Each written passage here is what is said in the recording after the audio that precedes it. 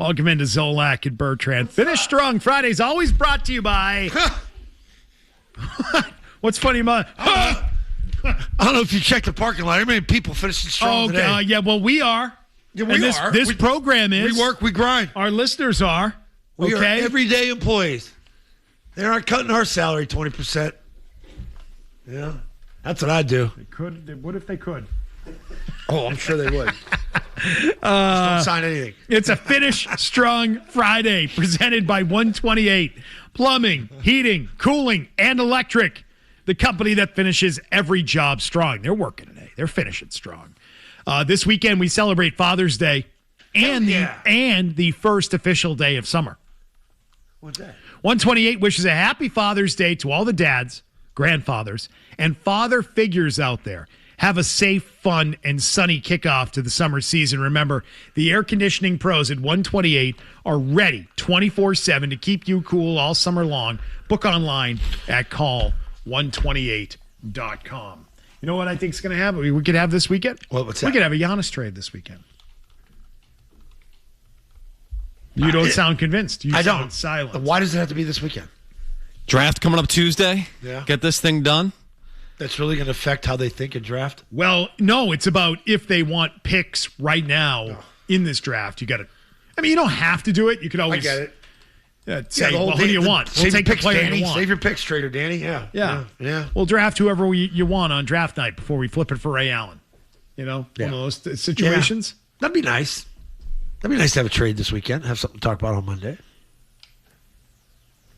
Usually we like to have that break during our show instead of like a Friday news dump or a Saturday news dump. Like, you know, then the weekend guys get to talk about it, have first cracks at it. We want first cracks at it. When news breaks, we break it.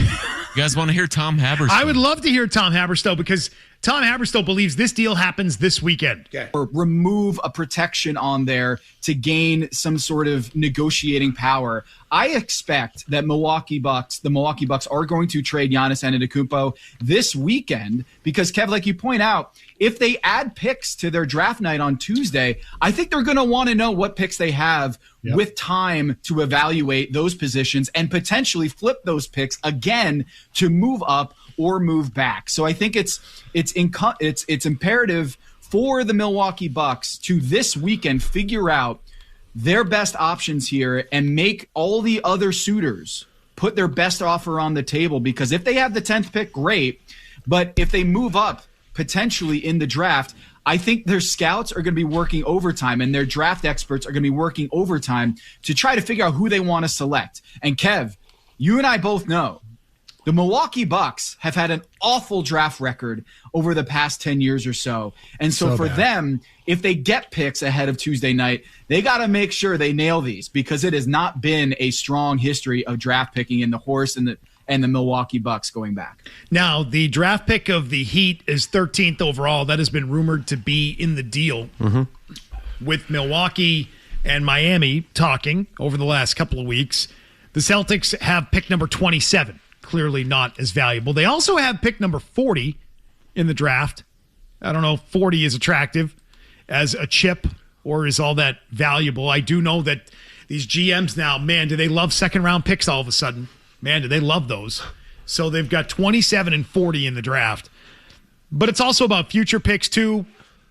Doesn't mean that because they have 13th, they're going to be able to have the better offer. The Celtics should have more to offer. But here's the other part that I would say why it happens this weekend, why it makes sense that it happens this weekend. If Milwaukee takes on chips from Boston in a deal, or Miami for that matter, and they want to flip that player for more pieces in this draft, they've got to get going now. They've got to have time to do that before Tuesday. If they don't want established players that they're going to use on their roster and they want to flip those guys over somewhere else, you can't do that all on draft night. Right. You've got to get it out of the way. Yeah, poor Milwaukee. It feels like they're like, this is the Mookie Betts for them. Where you had this great player, you developed him, you helped win a world title, and then, you know what, we're done. We don't want to pay him anymore. We're going to move him.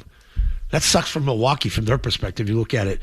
let's say you're a Bucks fan. Like, I can't wait to see who we're going to, there's 3 picks in the second round who we're going to get, or that late 22nd pick in the first, with no guarantees. Like, I don't know that much about college basketball. Maybe you know the top 5 guys.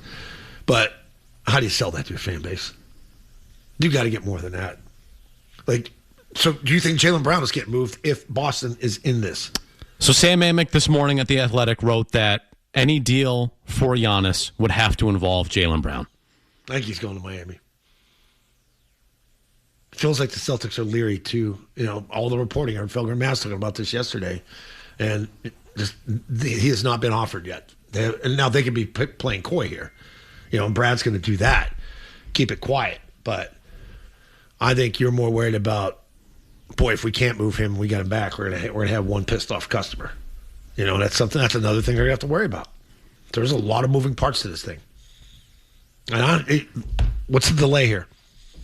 What's the delay? Who's the benefit the longer it takes? I think the Celtics. I agree. We said that yesterday, right? Yeah. The longer there's a delay, it tells you it's Miami not already. Yes, I agree. Like the fact that it's still out there, I think there's negotiating whether or not they actually want to include Jaylen Brown in this deal. Right? Can you build a package that doesn't involve him, or it's figuring out who that third team's going to be when you spin off Jaylen Brown? That's the only thing that really makes sense at this point. I mean, unless you're holding out to get more assets from Miami, but I'm not sure what else Miami's going to be able to offer that you could squeeze out of them. Yeah, it doesn't, at this point. It doesn't feel like Brown's going to the Bucks. Like, it complicates the deal because, like you said, you need to find that third team. Yeah, Jaylen Brown's not going to play for Milwaukee. That's not going to happen. That could be the biggest hang-up right here, this thing not going through. And force him just to go to Miami. Then you're left there holding your Schmenzer, which isn't too bad because they got a pretty good Schmenzer. Those 2 guys are good. Brown and Tatum. Got to add to it. The interesting thing to me is how much the Milwaukee fan base has done with Giannis. Are you aware of this? Yes. They are over this guy. What did this guy do? They don't like him. It makes me nervous. I was talking to Sarah Mitchell yesterday at NBC Sports Boston, one of the fine behind-the-scenes people that makes it all come together right here on NBC Sports Boston on our simulcast and every other piece of programming. She's a Bucks fan. Can't stand him. Can't stand the guy. Is over it. I'm like, well, what is with you people? Why? Oh, he's a total pain in the butt. He's miserable. Can't play with anybody. Like, they're over it there. They are ready to see this guy go. See, Celtics fans aren't that way with Brown. They're not. It's not like over the top, get rid of him. They are nervous because they know they're pretty damn good with him. Because he could be a pain in the ass with commentary or his streaming, whatever the hell it is. Or last year was his favorite year. I don't think that bothered fans as much as it bothers It doesn't, media. because the guy shows up and plays his ass off. And that's what fans like. Like if Jared Duran, when he was really good a year ago or 2 years, no matter what he does or how grumpy he is or what he says, he hits the ball and fields the ball well, you're going to like the player because he hustles. Brown busts his ass. I don't hear a lot of people here in Boston saying, "Boy, hurry up and facilitate this trade." We got to get rid of Brown. I don't think that exists here, but it does exist there, man. They are crazy. Definitely done with Giannis there. Yeah, I mean, it's one of the things that I think you're going to have to do your homework on if you're the Celtics, right? Because, look, nobody pounded the drum more for Kyrie Irving than I did when they made that trade, because a big part of that was, he's unhappy and not talking to the Cavs during that playoff run when they're competing for a championship. He's on one of 2 teams that is capable of winning a championship, and he's not talking to his teammates in the playoffs. And that should be a big red flag. And we all just kind of blame LeBron in that situation. Yeah. And that if you come to the Celtics, it's an organization that knows how to handle superstars and no one's ever unhappy. And Kyrie Irving wound up being wildly unhappy and wound up pouting and not talking to teammates at the end and walking out the door. And so is that going to happen with Giannis again? No, I don't think so. But you do have to do your homework on a guy that was not showing up on time for plane rides and not talking to teammates and was upset with the situation in Milwaukee, and make sure that that's not going to be something that you introduce to the Celtics organization again. And I think, bringing him here and removing Brown, it makes Tatum the number 2. They got to be nervous about that because it's his team, right? It's his team. He's the guy. He's the face of the franchise. He won't be if this guy comes here. Do you agree with that? I think that You're getting a superstar. He's the guy. I think that you've got to know that he doesn't care about being the guy. Oh, I don't know about that.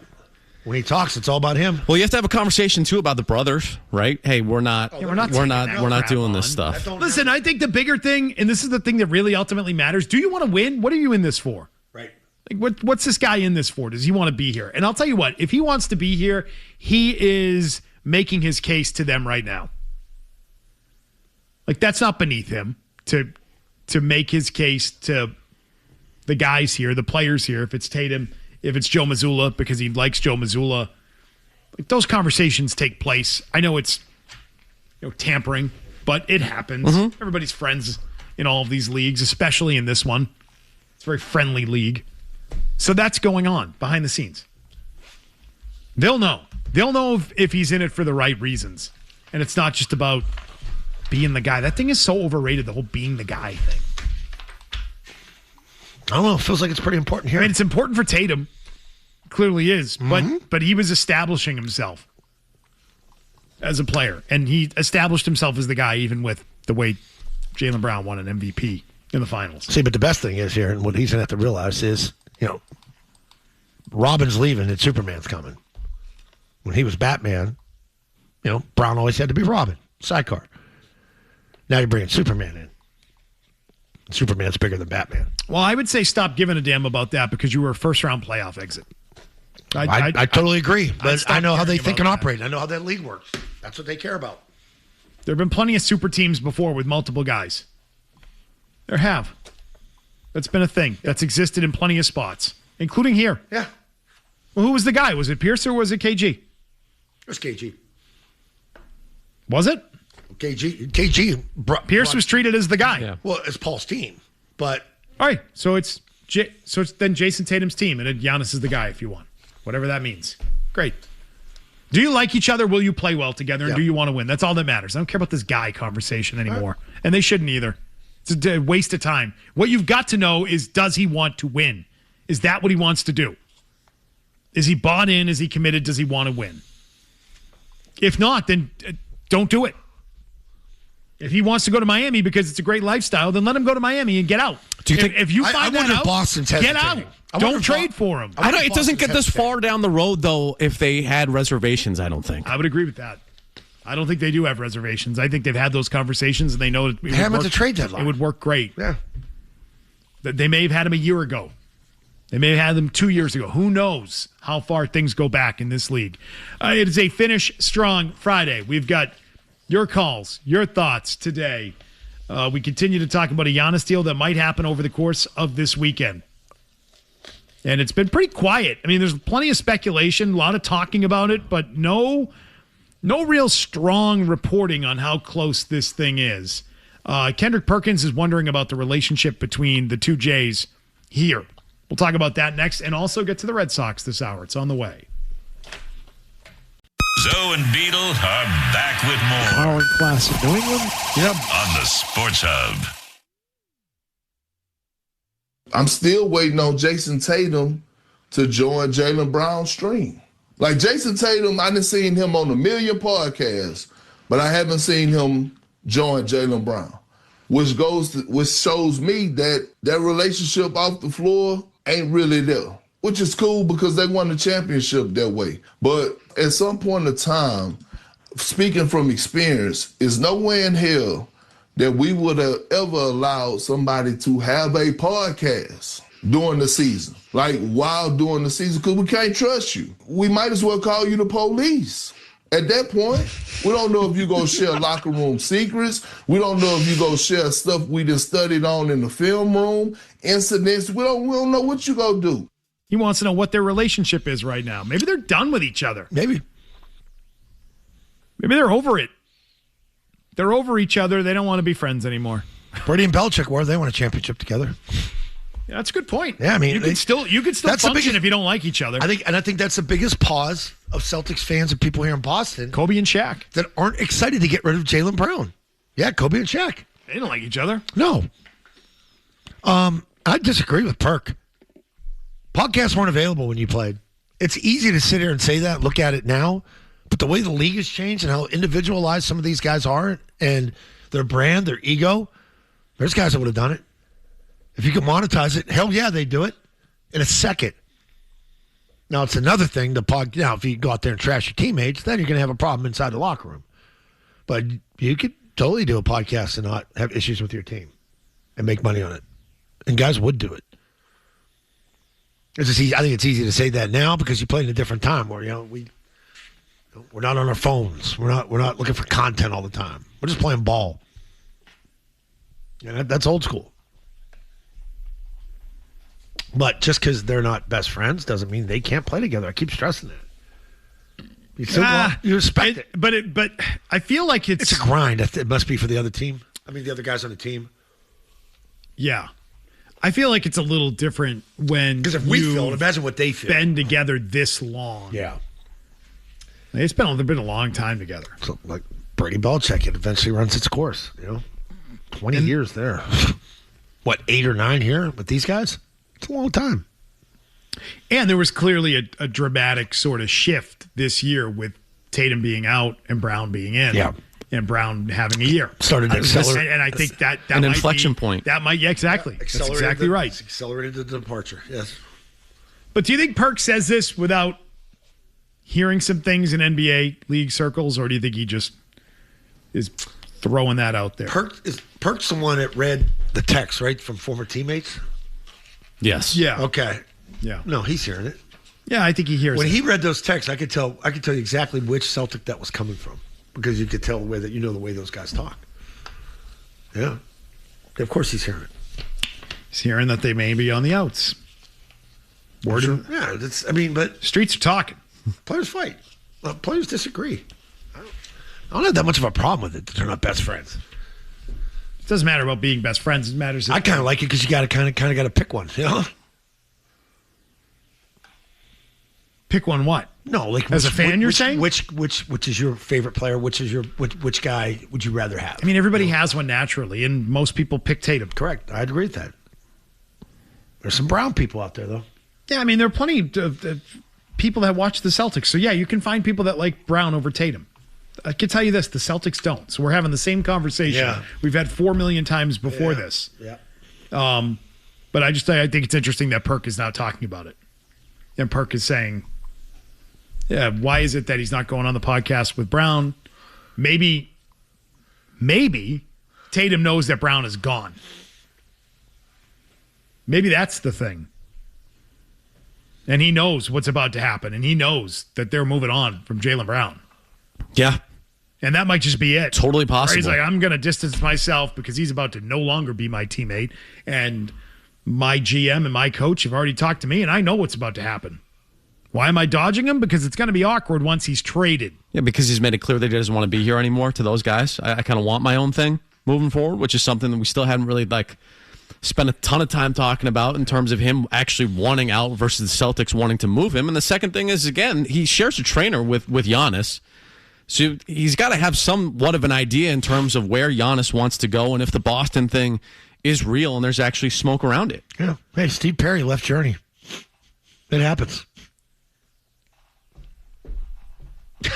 Of all the things to mention.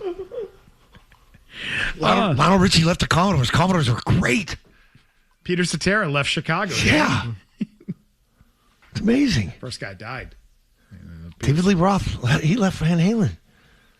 And Van Halen got better. You could get better with the Celtics. Some people would disagree with Oh, no, way better. We know. This is a controversial take of yours. When's this or that again? Controversial take of yours. Tuesday. Yeah. So trade rumors will continue to swirl with the draft coming up at the start of the week. You're seeing some internet chatter about the possibility of Derek White getting moved. I don't know if anyone's seen those. I don't know what those are based on, but this is what happens. This is NBA draft and trade season, and we're all getting ready for free agency, which is just a couple of weeks away now. And yeah, it's one internet rumor. Internet rumor. I have no idea. I think all this feels like internet rumor at this point, even when you're talking Giannis. Possibility of Derek White going to Atlanta for the number 8 pick. For the 8th pick, there's all Sam Amick writing in the Athletic today that Minnesota is very interested in Derek White as well. Okay, so there's another one. which I just think is interesting because, again, we're talking about, man, if you pull the trade-off for Giannis, it's not just Giannis and Tatum and run it back with those two guys in the roster around you. Like, they're going to completely reshape this. It's going to be a completely different team. So Derek White getting moved for that pick, let's say today, a pick or something, whether it be Minnesota, Atlanta, would, to me, then be part of, we just beat Miami and got a better pick to send to Milwaukee. This is how we get it done. We trade off chips now. We get picks now. We then flip them around and send them to Milwaukee in the deal for Giannis. This weekend feels like it, fellas. Feels like big weekend. Feels like a big, big weekend on tap. I told you it's going to happen this coming week because I won't be here. You're not here next week? No, I'm not here. What are you going to do all by yourself, Tim? Oh, you're banging out too now? I'm banging on Friday and Monday next week. Friday and Monday? Friday and Monday. Oh, okay. You're not in Monday either? Nope. This coming Monday? No, I'm in this Monday. Oh. Next coming a week from today, I'm taking off, and then the Monday after it. Oh. Yeah. Wow. Yeah. So next Friday, we will definitely not be finishing strong. Yeah. Wow. I'll be laughing, listening. All right, here's grinders working. Here's an update from Tim McKone. The latest trade rumors and such. Red Sox almost had a comeback yesterday, guys. Almost this close. But they didn't. We'll touch on that next. Stick around. No matter where. Smoking meats in the Fenway. No matter when. Here we go. Ad lib time. That's awesome. Zolak and Bertrand. The Sports Hub. Red Sox giving themselves an opportunity for a dramatic win today. 3-2 pitch now from the big left-hander. And popped it up. It's going to be right around the home plate area. Wong, the wind took it. Could not find it immediately, and it was too late. So another swing coming here for Valenzuela. Wind is really gusting. Oh, he thought this was right around home plate. You see Durbin there kind of giving up on it, thinking Wong's got it the whole time, but actually slides all the way over towards him. Hopefully that's not a big play. They try again to put away the number 8 hitter. Here comes.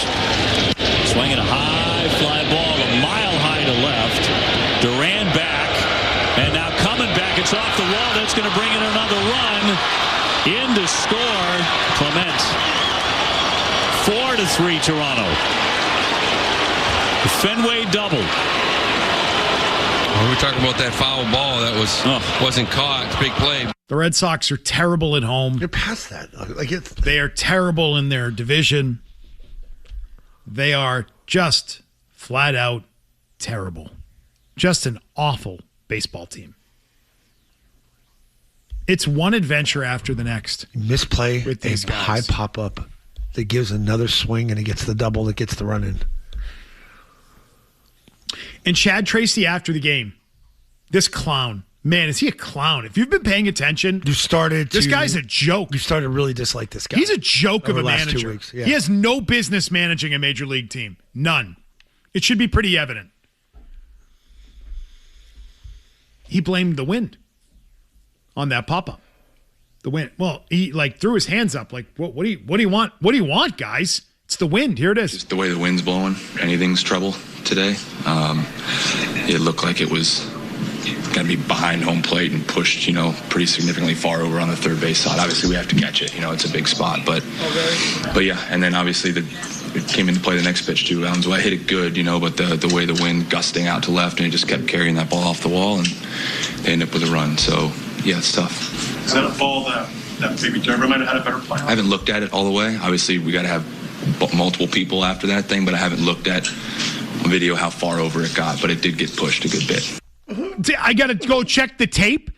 This guy's going to check the tape to see how far the ball got pushed by the wind. Is he serious with that? Yeah. I got to go take a look, do a full review of how far the wind pushed the pop-up. He had the best view of anyone. Imagine being a fan that paid to go there and watch that yesterday and have to be driving home, sitting in traffic, annoyed with everything, and then hear that PUD describe it that way. This is as low. We asked a question the other day. I think you asked, is this the worst Red Sox team ever? Just the way the wind's blowing. Worst season ever. Right. Unequivocally, yes. Right. This tops it. Not only did you fire the manager, you put this guy in. Well, you also have a guy in the game by the way, who I understand, the pop-up situation would have gotten them out of it. You also have a guy in the game who pitches once a week now. Yeah. They don't pitch him. Not a lot of save situations when you got 10 wins. I understand, but don't you have to understand that, hey, we got to get this guy work? I'd keep him on ice so you can trade him. That might be part of the calculus. It could be. That's the way it feels. Well, let's make sure he doesn't get hurt. Blow out his arm. And let's just protect him and not use him and make sure he's healthy to move him at the deadline. Maybe you're right. That could be part of it. But I also think the manager might just not be bright enough to remember to get the guy work, to get him out there. Because you're not going to be your best if you don't pitch, especially if you're a good closer. You need work. You need to get out there. You need to do it. He pitches yesterday. He had pitched on the 13th. He pitched on the 5th. So it had been a long time. Yep. He pitched on May 31st. And prior to that, he had pitched on May 20th. Man. So he's now pitched 5 times in a month. He pitches on average once a week. So once a week, he goes out to the mound. And that's part of it. But this wind thing in this play, Caleb Durbin, he looked locked in. Disaster. He didn't move. No. He's watching it. Oh. Guy, you got to go review the tape. Yeah. All right. Chode's going to go review the tape and take a look at it and see how far the ball got pushed. Look, I went to bat for Chad Tracy. Look, he's a player's manager. No, McKone, I thought of you yesterday because I want to know your Please give us your update on Chad Tracy. Player's manager. Oh, good. Right, going to stick up for the guys. Doesn't have any backing in terms of the interim tag being removed. removed. Got his back. Let me finish. Let me finish. All right. But this is jump the shark. This is now the Gerard Mayo territory where I don't know if there's any answers, and I'm still trying to defend and be the player's manager, and he can't land the plane. It's just a bad situation. The team blows. He knows it, and I don't think he has the answers. I know he doesn't have the answers. There aren't any answers. This team sucks. They look like a team that plays like they know they suck, and it doesn't matter if they lose. It's the worst place to be as a baseball team.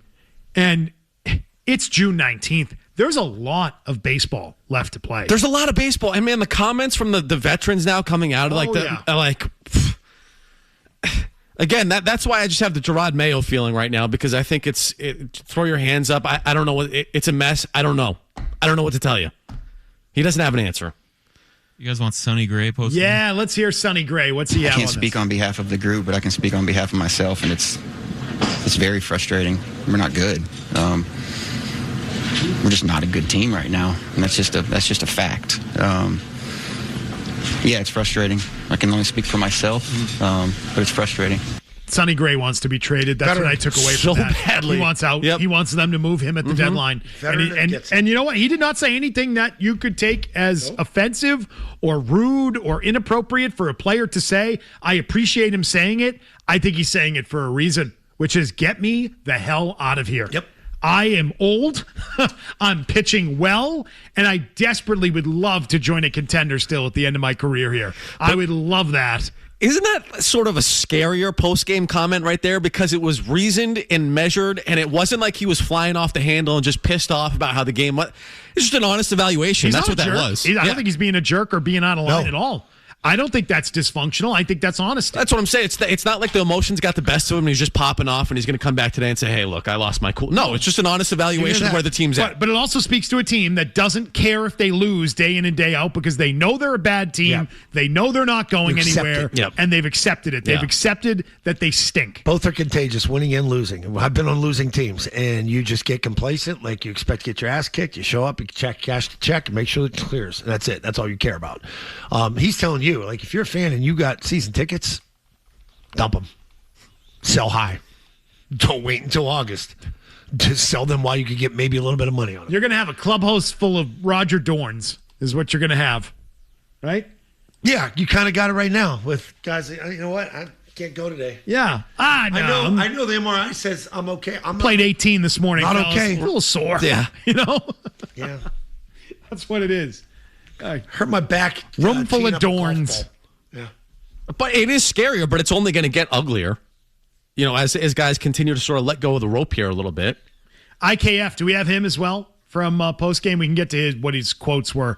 We'll do that coming up. 617-779-0985. We'll run through these stats again on this team. Now 0-32. We're trailing by 3 runs. So part of me thinks Dave O'Brien is hoping they never win a game this season when trailing by 3 runs. I think he's rooting for it now. He loves the stats so much. I'm at the point where I watch them now and I'm like, oh, don't win. You got to lose these next 2 weeks so that they have no excuses and that Bozo Breslow doesn't have the opportunity to hang on to guys on this roster. Felger Maz yesterday. I think they need that. Felger Maz and Jim Murray with the updates was fantastic. Rooting against them as the game was going on, cheering that they lose. I'd feel so much better if Breslow and Kennedy came on and said, listen, if they were saying the thing that Sonny Gray just said, and said, we know this is it. It's a lost season, and we've got to approach it as such. I'd feel so much better if they did that. Because when you try and sell us on turning it around, nobody believes that. Nobody's turning around. And when you say we want to see if we can turn it around, it leads me to believe you're going to try and hang on to these guys when you obviously should be moving them. Yep. We'll pick it up on the other side. Your calls as well on Zolak and Bertrand. Back with more Zolak and Bertrand. I mean, those are the things I'm working on with third graders. On the Sports Hub. Worst I've ever seen in my lifetime. So for me, yes, it's the worst I've ever seen this team play at Fenway Park. It's the worst team I've ever seen assembled that they have put out every single day as the Boston Red Sox. They are this bad. It's the worst. I've never seen anything worse than this. Not even like Chicken and Beer, no. Bobby Valentine. It's a different type of team. It's they bad. weren't this bad. It just keeps getting worse. The only teams I can think of that might have been this terrible were like the teams in somewhere in like the early 90s. There were some bad teams there when we were kids. They had some talent though on those rosters. Exactly. They had guys that were good. John Valentin, They also produced runs at home. They hit well at home. They were built for their home ballpark. They still had good players. They still had good guys in their rotation.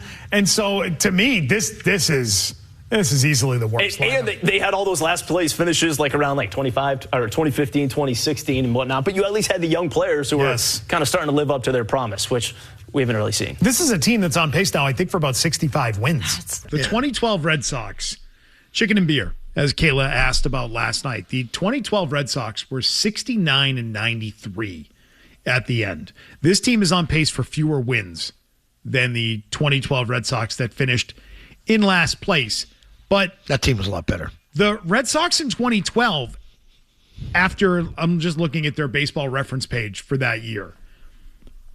Let's see. Their last, on August 27th, they beat Kansas City 5-1, and they were 62-67 on the year. They were 5 games under 500 in the final week of August.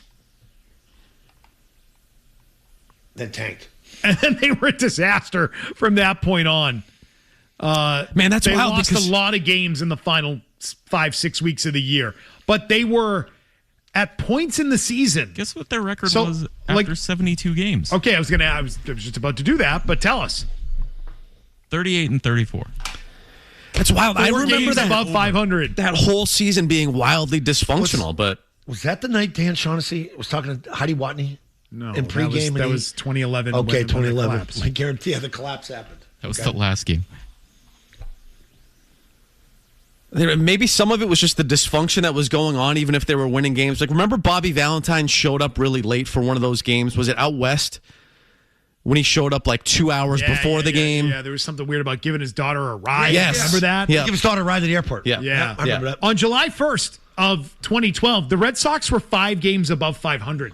Yeah. On July 1. Yeah, that team was way better than this. They were not this. No. Do you want to know what they were on June 19th that year? They were 34-33, and they picked up a win that day. So they were, again, above 500 for much of the year. July 18th, they moved to, let me give you another date. The 19th of July, they were 3 games over 500. You know, I'm sure a part of that, too, looking back, is the fact that the standard at that point for the Red Sox was so high where if you were around 500, people are thinking it's a disaster, right? You're competing for World Series and playoffs, and now all of a sudden you're around 500. You think they're a disaster. They weren't this bad. They were. You're going to the ballpark, Yeah. and they're going to get their tail kicked in, and you're going to pay a ton of money, and you're going to leave pissed off. That's where they're at right now. It was like the 4-win Patriots team. I know. They had Ellsbury. He got hurt that year. He missed a bunch of time. He missed much of the season. But when he played, he was good. And they still had Adrian Gonzalez and Dustin Pedroia and, of course, David Ortiz and the cheerful Cody Ross and the friendly Mike Aviles. Mike Aviles. Remember, I mean, the outrage at that letter was just the best. Yep. You were saying Ellsbury? Yeah, I just talked about him. Oh. Did I just talk about it? Yeah. I was looking up their lineup. Oh. Yeah, Ellsbury missed a lot of the year, but when he played, he was good. That was a much better team than this one. Much better. In the end, they fell apart at the end of the season. But it wasn't this. We have been talking about this being a dead season for weeks now. Yep. And a dreadful baseball team for really a couple of months.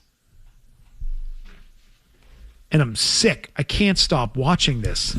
There have been far better seasons where I knew they were dead and I've tuned out. I can't. This is... I mean, I don't understand. I'm locked in, man. I'm locked in. I don't understand why you are. I don't either.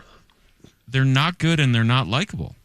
It's a complete waste of time. It's a complete waste of time. I think I'm astonished at how bad it is. They've had losing teams that were likable. I'll tell you what it is. It's something new. I've never seen this. The offense be this bad. I've never seen this with the Red Sox. I've never seen a team this bad. It's a new experience to see a Red Sox team that is this bad. It is fun when they get the bases loaded and nobody out, and you're like, I want to see how they get out of this. 1 for 29 with runners in scoring position. I don't even know how you do that. That's a feat in and of itself. I played That's why Dave O'Brien loves the stat. I played a nice number association game last night with Tom Giles.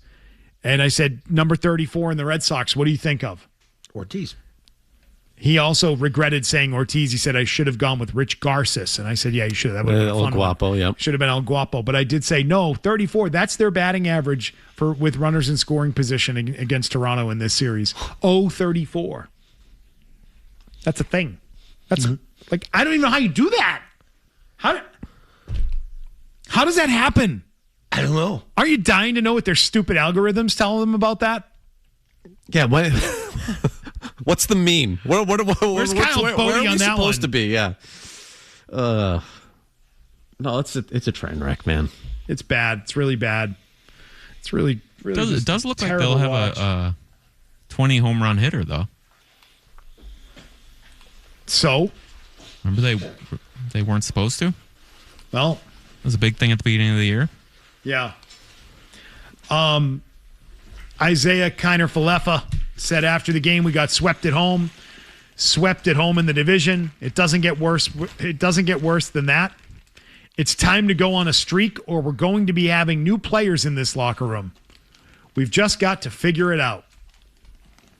Easier said than done, pal. Got to figure it out. What are you going to figure out between now and then with these players? IKF wants to your leader put it out there and say we better play better or we're toast. He's not wrong. Why is he the guy that that is the one who has become the leader and is the one speaking? Well, no, I mean, I don't blame him. I'm not saying he's wrong. Well, what everyday player should be the leader right now?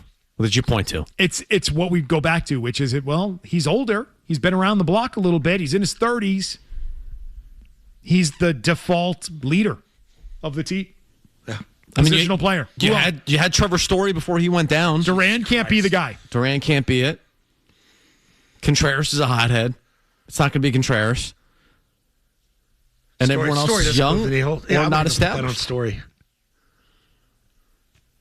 I mean, him being the guy that they have to go to in that room because there's no one else tells you how bad the team is. Right. Like, yeah. Who is it? IKF? The guy, he's on a 1-year deal, isn't he? I believe so. But that also goes back to what we talked about going into the beginning of the year, where you put so much on Roman Anthony, not just from a standpoint of like carry the lineup, but also who's the actual leader on this team. 1 year, $6 million. 1-year deal. Guy on the 1-year deal. And that's the guy that's speaking on behalf of the clubhouse. Utility player on a 1-year deal is the guy who has to be the speaker in the clubhouse. The speaker of the house. IKF. That's his job right now. Clown show, joke show. What a joke. What a team. He's not wrong, though. Again, don't think that that's a sign of dysfunction. I think it's a sign of a bad team with a bad roster. That's just honesty. Honesty from IKF, honesty from Sonny Gray. I think Sonny Gray wants out. I think he wants to be traded. They should make that wish come true for him. Yeah. And get something back. in return. Mm-hmm. They should. Rough situation. Here are the headlines. We'll be right back.